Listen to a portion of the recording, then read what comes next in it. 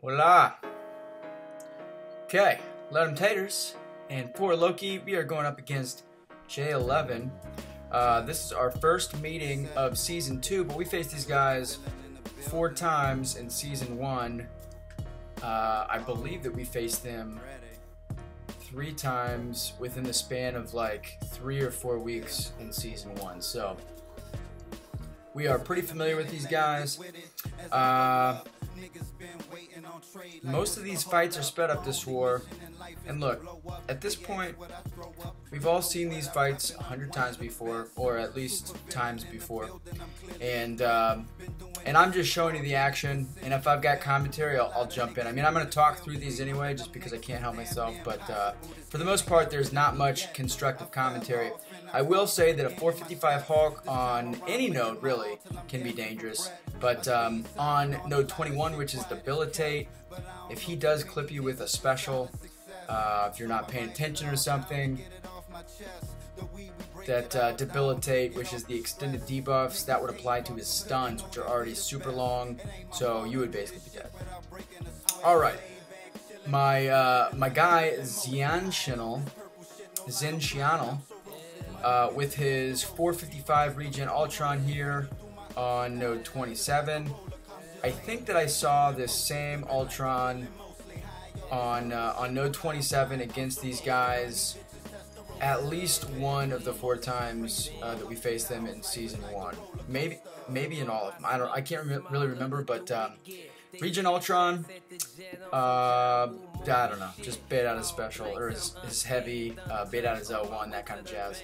Okay, so up here, look who it is. It is Zen again, with another 455 tech champion on power game. So I'm thinking like, maybe it's Stark Spider-Man? Not really sure, but I'm throwing on some boosts here because I've got all of the rest of my path fights lined up here. I'm just going to knock them down, and look who, this is crazy. It's like deja vu. It's Ultron again, except this time it's Labyrinth of Legends Ultron. And he is way more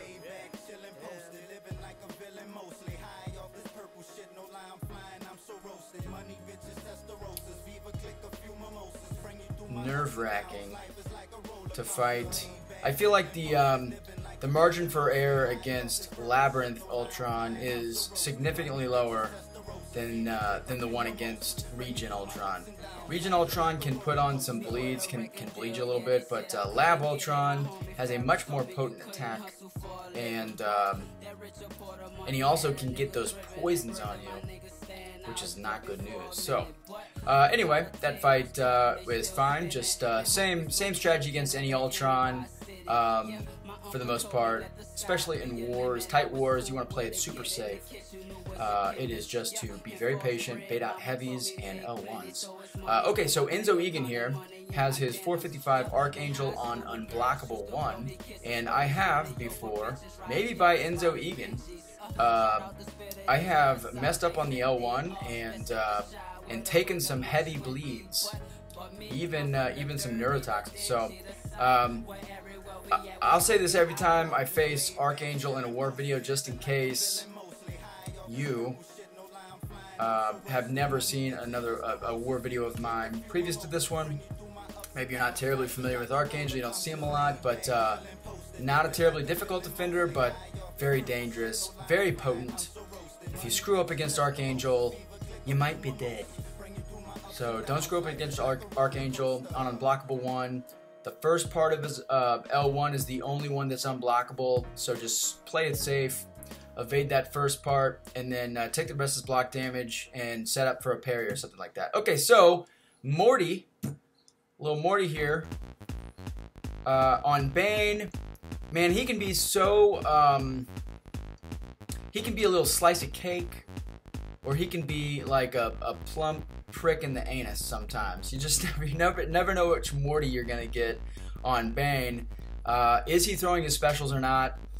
If he is, then you're fine. If he's super aggressive, that's great. Normally, I would say that he's not aggressive, and you just got to be patient and be wary of his power flood which is going to fill him up one of his 3 bars of power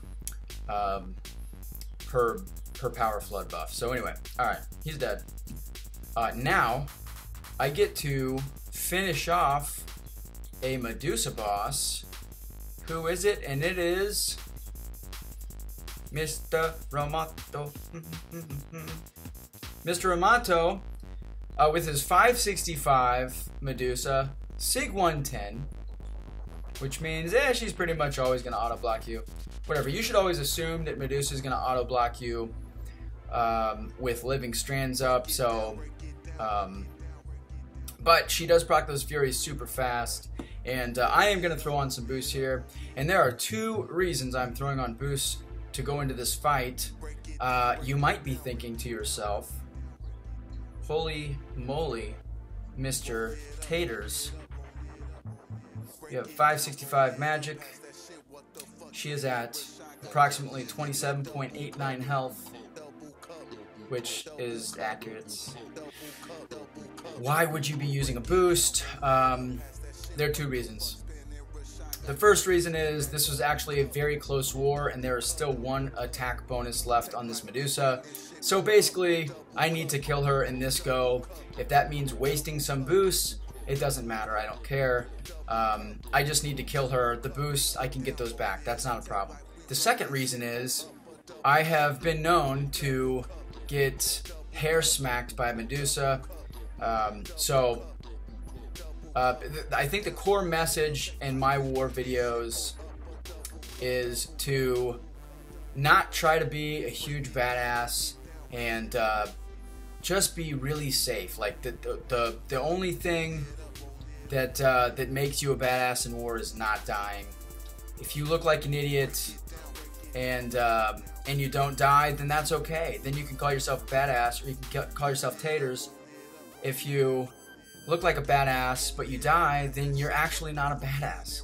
You're just some hotshot that dies in war. So you guys see that? That was a L2 for like 40% of my health, my boosted health. That was freaking nutsack.